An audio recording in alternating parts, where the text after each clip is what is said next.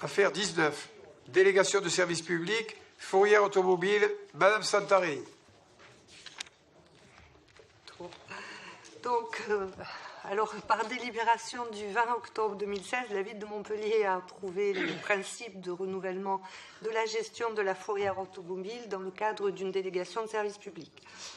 Parmi toutes les missions de la fourrière que vous trouverez détaillées dans le texte de la délibération, je tiens à vous préciser qu'un nouveau service sera proposé aux Montpelliérains, aux particuliers, dans le cadre de ce nouveau contrat. Il s'agit d'un enlèvement gratuit de véhicules hors d'usage en vue de leur destruction.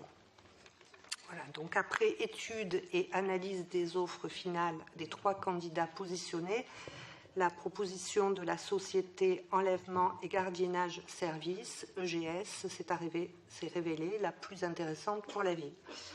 Ce nouveau contrat est prévu pour une durée de 7 ans, en référence à la DSP stationnement, pour contribuer également à la politique de mobilité au profit de la commune de Montpellier, où il est souhaité l'application du code de la route. Et qui demande la parole sur la fourrière? Alors, Monsieur Boumaz, puis Monsieur Cour. Monsieur Boumaz. Monsieur le maire, je vais ouvrir 2 petites parenthèses assez courtes et ensuite je vais intervenir sur le fond et non pas sur la forme de l'affaire. Sur l'affaire précédente, j'entends que je ne peux pas participer, que je ne peux pas voter. Ensuite, pour la participation du débat, il va falloir me prouver par texte de loi ou par un règlement du fait que je ne puisse pas délibérer. Il y a eu une coutume, une tradition, j'ai quand même délibéré, non pas sur le... C'est pour vous protéger. Hein. Non, mais il n'y a pas de souci. Oui, vous me protégez, surtout vous. Oh, voilà. Ensuite, voilà, juste me fournir le texte de loi ou le règlement qui m'interdit de débattre. Ensuite, la deuxième petite parenthèse, c'est sur ces nombreuses questions que M. Domergue s'est posées par rapport au fonctionnement du stationnement. Je suis surpris parce que M. Domergue fait partie de la commission d'appel d'offres. Et donc, il y a eu des analyses d'offres et M. Domergue n'était pas présent. Il avait juste à être présent à la commission d'appel d'offres pour comprendre le fonctionnement. Donc voilà, vous avez quand même pris un siège. Et je vais revenir sur... Si vous continuez à vous allumer entre vous... Je n'allume pas. Non, mais attendez, on aura même plus d'opposition. C'est de la démagogie, monsieur le maire. Non, mais attendez, on ne peut pas faire de la politique comme ça. Non, c'est pour éclaircir. Allumez-nous, c'est pour éclaircir. Mais pas les collègues d'opposition. Non, parce que c'est de la démagogie politique et ça, à un moment donné. Sinon, c'est pas possible. Donné, la démagogie, vous comprendrez bien que. Voilà.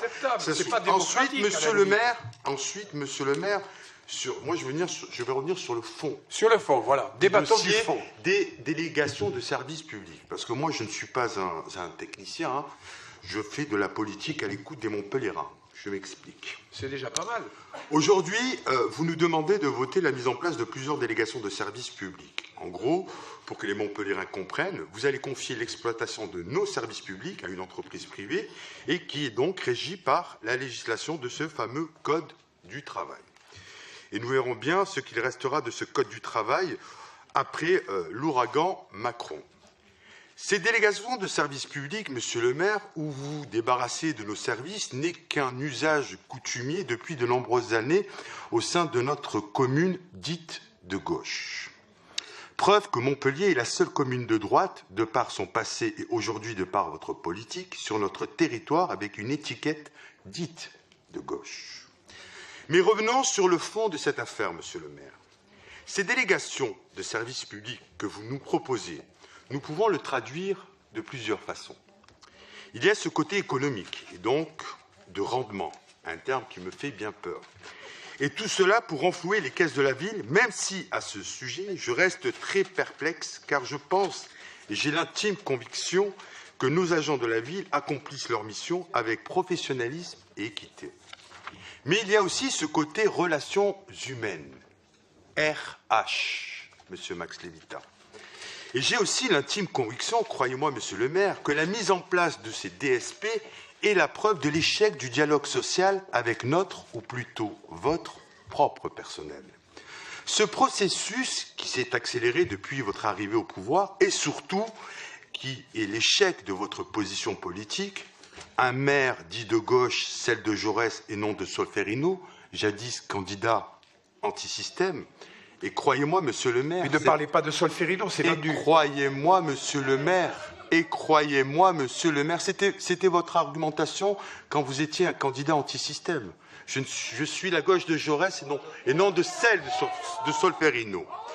Alors, croyez-moi, monsieur le maire, j'en termine. Boumaz, vous qui êtes Oui, monsieur le maire. perspicace, Oui. je vous informe que toutes les délégations de service public c'est un comité technique avec les syndicats, avec un avis favorable.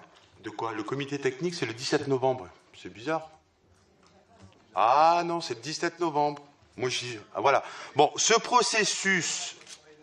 Oui, non, mais ça, je suis bien. Voilà, mais ça n'a pas été validé par les organisations syndicales. D'accord? C'est le 17 novembre. Donc là, c'est une boulette que vous êtes en train de dire, monsieur le maire.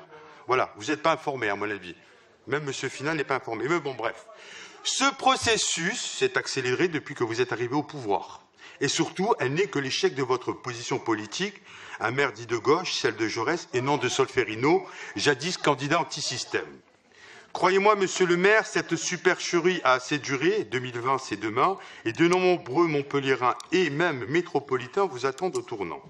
Et nous l'avons déjà tous constaté lors des dernières élections législatives, où la véritable gauche, entre guillemets, reprend du poil de la bête grâce à votre bilan à mi-mandat, qui n'est que le reflet de votre position politique. Autrement, voilà, monsieur le maire, ce sera tout, sinon...